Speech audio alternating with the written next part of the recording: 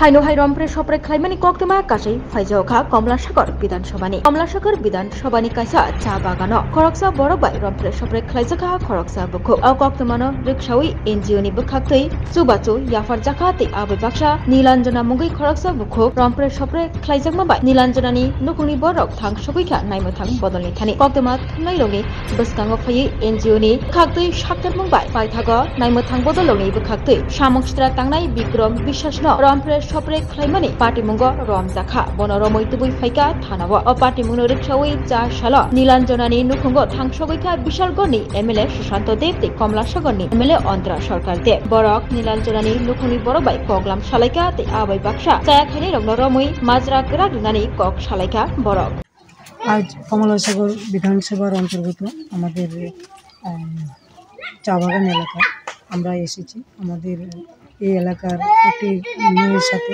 অমানবিক কাজকর্ম হয়েছে। তো যে দুর্বৃত্তই করেছে তো ওকে কঠোর শাস্তি দেওয়া হবে আগামী দিন। এবং আমরা আজ আমাদের বিশালগড় বিধানসভার বিধায়ক শ্রদ্ধেয় সুশান্ত দেব মহোদয়ও আছেন আমার সাথে।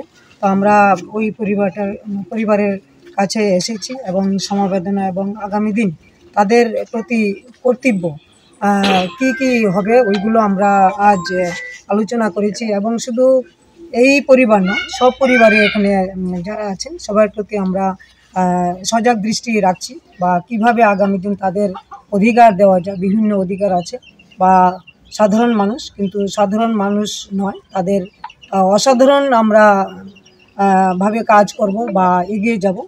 আমরা তাদের সাথে বা এখানে এই এলাকার যারাই আছেন সবার সাথে আমরা আছি। বিধায়ক আমার সুশান্ত ভাই আছে, আমরা ভাই বোন মিলে এগিয়ে যাব এবং আগামী দিন আমাদের কমলাসাগর বিধানসভাকে একটা সুন্দর বিধানসভায় রূপ দেব, এটাই আমার বলার প্রধান বিষয়। প্রথম তো আমরা আপনাদের মাধ্যমেই বিষয়টা জানতে পারলাম। তো এই এলাকার মাননীয় বিধায়িকা অন্তরা সরকার দেব মহোদয়ের সঙ্গে নিয়ে এখানে আমরা এসেছি, পুরোটা বিষয় জানার চেষ্টা করেছি এবং আমাদের সরকার প্রশাসন এই ব্যাপারে কঠোর, আপনারা বুঝতে পেরেছেন। যে একুশড আছে, আসামি আছে, ওনাকে গ্রেপ্তার করা হয়েছে, কঠোর শাস্তি দেওয়া হবে। এবং আমরা এলাকাবাসীর সঙ্গে কথা বলেছি আগামী দিন যেন এরকম ঘটনা আর না ঘটে আমাদের প্রত্যেককে সজাগ দৃষ্টি রাখতে হবে। এবং আপনাদের মাধ্যমে বলতে চাই, অশুভ শক্তির পতন হবে। আমাদের যে শুভ শক্তির চলছে, এই শুভ শক্তির জয় জয়কার নিশ্চয়ই চলতে থাকবে। এবং আমাদের সরকারের যে লক্ষ্য ত্রিপুরাকে শ্রেষ্ঠ ত্রিপুরায় পরিণত করা এবং প্রত্যেকটা যারা ভুল কাজ করছে, যারা সমাজে ক্ষতিকারক কাজ করছে, প্রত্যেককে শাস্তি দেওয়া হবে, এটা আমাদের সরকারের প্রথম মোটো। তো সেই লক্ষ্যেই কিন্তু দেখেছেন আমাদের পুলিশ প্রশাসন তৎক্ষণাৎ যিনি আসামি আছে ওনাকে অ্যারেস্ট করেছে। এবং আগামী দিনেও এই বোনের